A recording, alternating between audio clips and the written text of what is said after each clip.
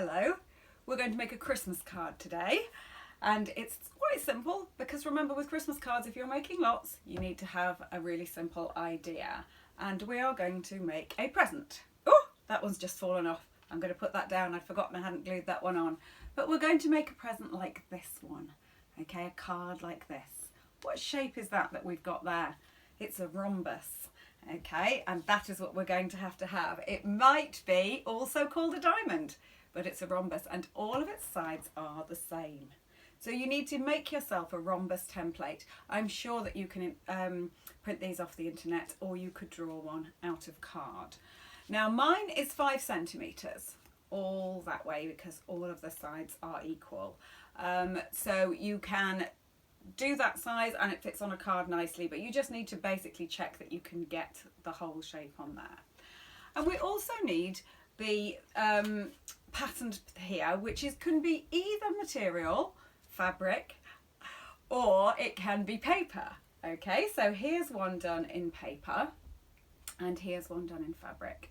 You can use up your scraps of this and you can do it any way you like. We're going to need 3. So we're going to get our rhombus and we're going to cut them out. Now there's some here that I've done in fabric and there are 3 green ones. I'm going to just use them any way that you like. I'm not going to think about coordinating them too much. I did some green ones, I did some blue ones, and then there's one where they're all just completely random. You can use your paper as well. Go back into your packets of things like this, or your wrapping paper, or even your old Christmas cards, and going to stick them down. The thing that really makes this is it's nice to put it on the back of a glitzy one like that, but if you only have plain ones, that will also work perfectly well. But the thing that makes it a bit special is the bow on top, and I'm going to show you how to make a bow, and that is what you need a fork for. You can either use a fork or you can use your fingers, and I'm going to show you 2 different ways to make that bow, and it's actually a good skill for lots and lots of things, making a really perfect bow and sometimes a really tiny bow. We'll come back to that in a minute. So we're going to cut out our rhombuses and then we're going to stick them down. I mean, I really don't need to tell you very much more about that other than we are just going to stick them anyway. Just rearrange your rhombuses when you've done to see how you like it. There's no rule about having the dark ones at the bottom and the light ones at the top. Just do it so you like it. Okay, these are all different versions and you just put them together until you decide that they look nice. Whether you do dark ones or light ones, oh, that one's falling down, any way you like. Stick them together and they will make a present. And then on top of our present, we're going to need to put something. Let's swap to the other camera so I can show you what that is. So here is the close-up of our card that you can see. Putting it together, so it's up to you whether you want to put them really close together like that or whether you want to give them a little space in between. So we're going to get our card, our blank card, and just rearrange our pieces. So I'm going to do my blue one for you here. So decide, first of all, work out which way it's opening, of course, make sure that that looks right. This edge should be more or less in line with this edge, so make that one straight and then rearrange them. Personally, I quite like to have a little bit of a space in between them actually. And then you're going to stick them down. Remember, you can use glue stick with fabric. If you're using paper, definitely, but you could also use PVA for this, any way that you like. Just stick them down until they look like a present. The other thing that you can do is you can go around the edge of it with a pen. So with the fine liner, just using the edges, that's what I've done with that one. And I've written a little tag on there. So it just looks like it's sticking up a little bit. This one used some fancy paper, which I think looks really nice in the background, fancy paper and fancy fabric. But this is the bit that we need to work out what to do. Now you can use your fingers or you can use a fork. I'm going to start with showing you the finger one. It's actually the same idea and the fork will give you a smaller one. Okay, so I have got just my hands here and I'm going to put my 2 fingers like this. I painted my nails today so that you could see which way around. So my nails are now downwards and I've got myself a length of ribbon. Don't worry too much about how long the ribbon is at this stage. And you are going to wrap your ribbon around your fingers like that, so that you have got a free end here and it's going around the back like that. And then I'm going to open my fingers up a little bit. Now you'll see that my thumb is holding this one down, and this one, so it's going around like that. I'm taking the other end and I'm going to poke it in between these fingers here. Okay, I'm just going to do that so that you can see on the Christmas tree where it's going. Okay, and I'm going to poke that through and pull it. Okay, so it's going all the way through. It's gone through the hole there, and I'm pulling it. Okay, so I've got there. Now I'm going to pull this one round, and it's going to pull my fingers together, not almost together, and put this one in between. Okay, I'll just show you that again. So it was the other one this time, the original one from the side is going to go in between. Now this one's all ready if you flip your fingers over on the back. So now we've got this on the front and this on the back, and I'm going to tie these two together.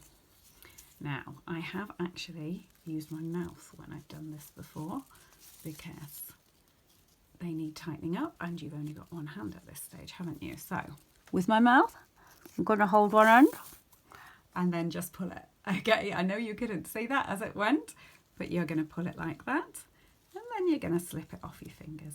That's why you didn't want it too tight at that stage, because you are going to slip it off your fingers at that stage.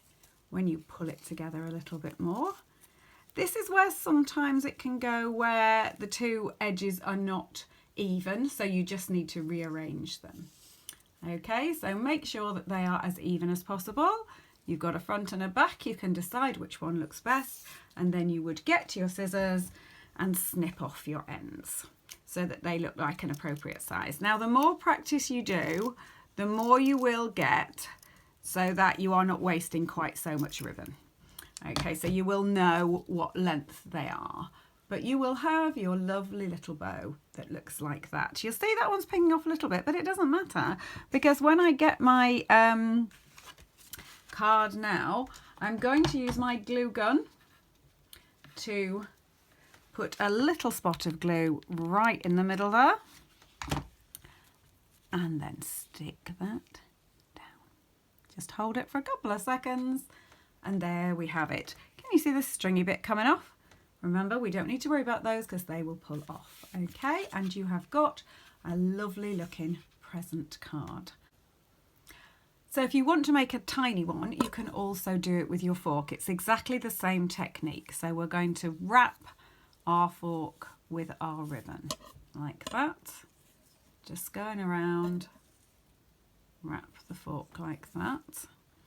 And then we're going to take this one from the back, and it's going to go in the middle. Can you see where that one's going there? Right down the middle, and pull. I'm just going to use my scissors to point to be sure you know which one it's going down, this middle one. Okay, so that you've got the same amount on both sides. Okay, so it's like that. Then take this one and put it through that middle one, so the same one at the top. So first of all we went through there, then we went through there, and then we're going to tie them. Now because you've got two fingers this time, it makes it a little bit more easy. We don't need to use our mouth.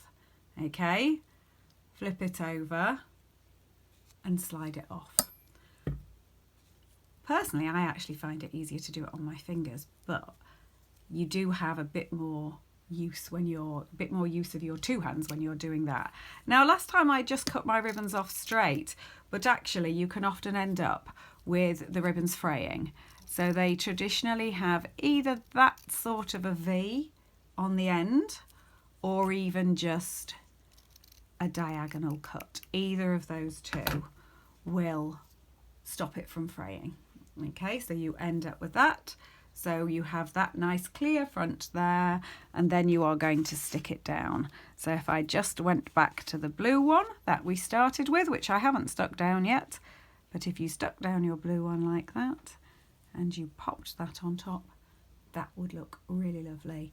and you could definitely add your little tag to personalise that, or use those calligraphy skills that we've got that we could have done. I'm just going to show you a slight close-up of the one that I'm showing you at the end of this video, just so that you can see while we're on the close-up camera what that looks like and what it looks like on the other side, which was our traditional iris folding and then covered to make it look neat. I'll explain that in a moment when we flip back onto the other camera. So there we are, we have made our lovely Christmas present card. If you want to make any other kinds of cards, this is going to be our last Christmas card one this year.